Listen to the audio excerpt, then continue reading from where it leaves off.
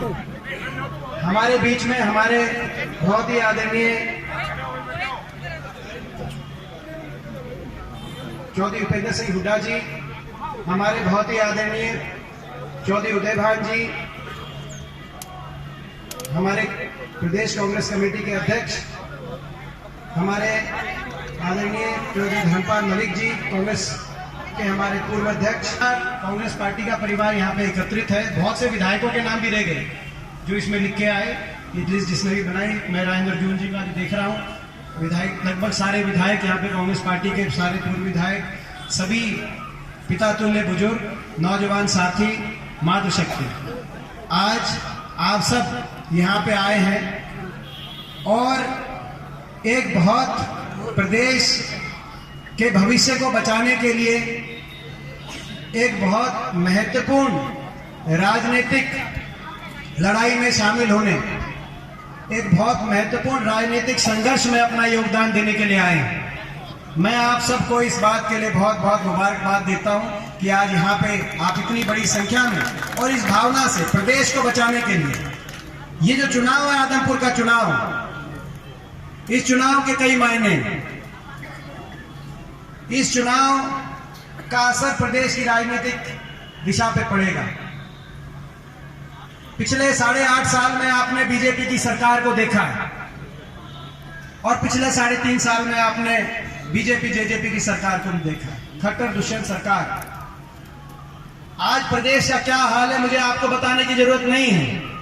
जो प्रदेश 2014 से पहले हरियाणा प्रदेश देश में विकास में नंबर 1 होता था, विकास दर में नंबर 1 थे, कृषि उत्पादकता में नंबर 1 थे, पेंशन में डंके की चोट पे देश में सबसे ज्यादा पेंशन जिस हरियाणा में थी, गरीब कल्याण की योजनाओं में देश में नाम हरियाणा का था, खेल खिलाड़ियों के मान सम्मान में देश में नाम हरियाणा का था, अमन शांति में 10 साल किसी भी वर्ग को आंदोलन नहीं करना पड़ा, पुलिस को लाठीचार्ज नहीं करना पड़ा, किसी को सड़क पे नहीं आना पड़ा, स्कूल के बच्चों को या किसान को अपनी बात मनवाने के लिए जहां पे संघर्ष का रास्ता अख्तियार ना करना पड़ा, अमन चैन भाईचारे में देश में नंबर 1 थे। आज 8.5 साल की बीजेपी की सरकार के बाद वो हरियाणा बेरोजगारी में देश में नंबर 1, और ये भारत सरकार के आंकड़े, भारत सरकार बताती है, मोदी सरकार के अनुसार खट्टर सरकार बेरोजगारी में नंबर 1, नशे में आज हरियाणा नंबर 1 बनता जा रहा है, अपराध में हरियाणा आगे आ रहा है, भ्रष्टाचार में और लूट खसूट में आपस में महकमे बांट के जेजेपी के और बीजेपी के मंत्रियों ने किस तरीके से हरियाणा को लूटने में पूरी सरकार का दुरुपयोग और हरियाणा के युवा के भविष्य को भूल गए। हर वर्ग के उत्पीड़न में नंबर 1, गरीब पे चोट, महंगाई की, किसान पे चोट, किसान अत्याचार में नंबर 1, 750 किसानों को अपनी जान कुर्बान करनी पड़ी, कुछ नया मांगने के लिए नहीं, जो था उसको बचाए रखने के लिए।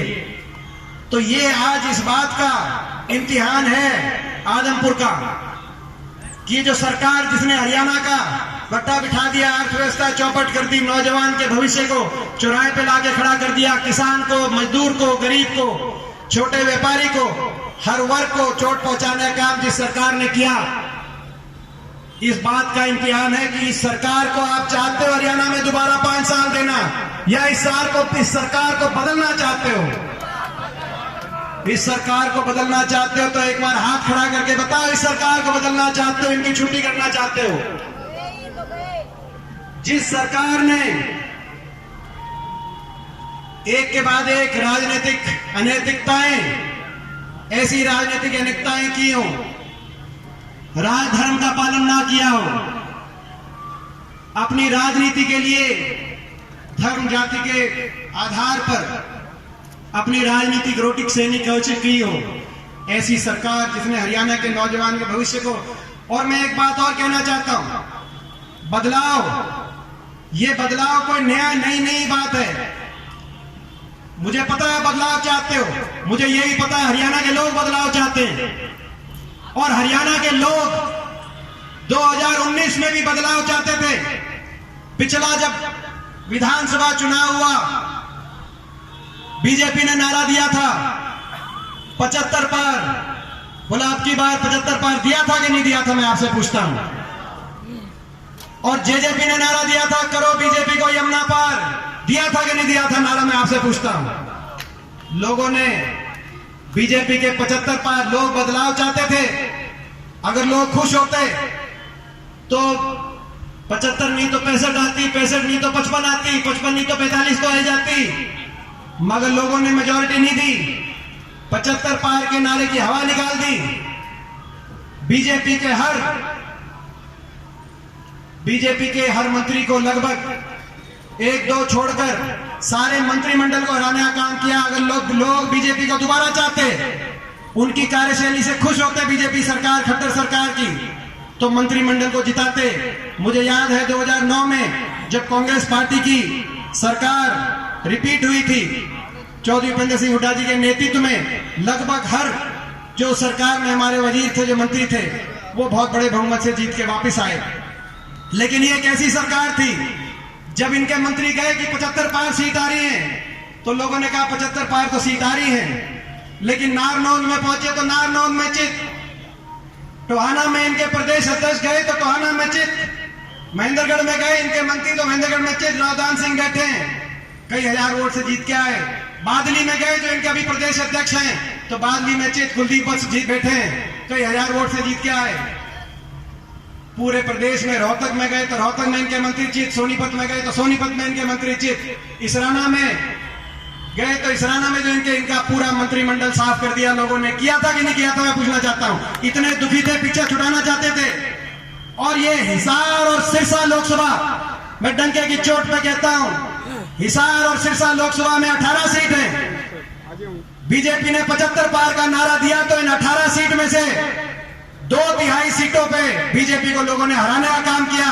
12 सीटों पे विपक्ष के साथ विधायक बने और केवल 6 सीट पे बीजेपी के एमएलए जीते, हिसार में और सिरसा लोकसभा मिला के।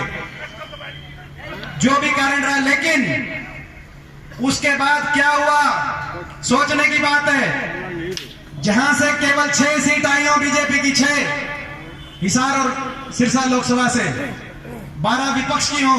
अभी राज्यसभा का इलेक्शन आया, राज्यसभा के इलेक्शन में कांग्रेस पार्टी के उम्मीदवार और बीजेपी के समर्थित उम्मीदवार का जब मुकाबला हुआ तो लाइन लगाकर लोगों ने तो बीजेपी को हरा दिया था, लोगों ने तो बीजेपी को जमुना पार कर दिया था।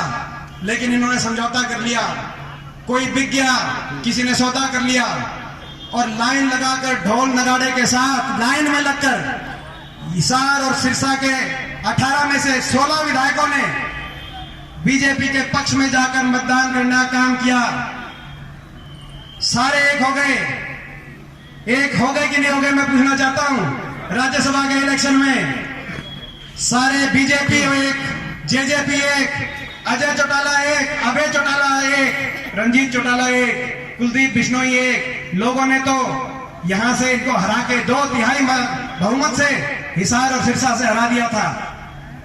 मगर 6 दी थी, 6 की 16 कर ली। रात को सौदे हो गए, बाहर आके कहते हैं हम अलग अलग हैं, अंदर एक हो गए, एक होके सबने बीजेपी के पक्ष में मतदान किया। केवल 2 रह गए, शीशपाल केरवाल और अमित सियाग, 2 एमएलए रह गए इस इलाके के। ईमानदारी की लड़ाई में बीजेपी के खिलाफ खड़े हुए कांग्रेस के 2 विधायक और 16 विधायक सारे एक हो गए। और ये एक केवल राज्यसभा इलेक्शन में 3 महीने पहले एक हुए थे, ऐसा नहीं है। ये आदमपुर में भी एक हो चुके हैं कि नहीं हो चुके, मैं कहना चाहता हूं।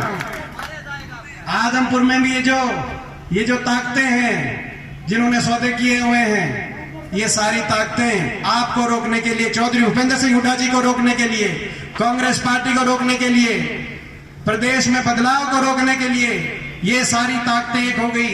जब सारी बेईमान ताकतें एक हो सकती हैं तो आदमपुर के सारे ईमानदार लोग भी एक हो सकते हैं कि नहीं हो सकते, मैं पूछना चाहता हूं आप। हरियाणा के सारे ईमानदार लोग एक हो सकते हैं कि नहीं हो सकते, मैं पूछना चाहता हूं। किसान और मजदूर सारे एक हो सकते हैं कि नहीं हो सकते। इस बात का चुनाव है। ये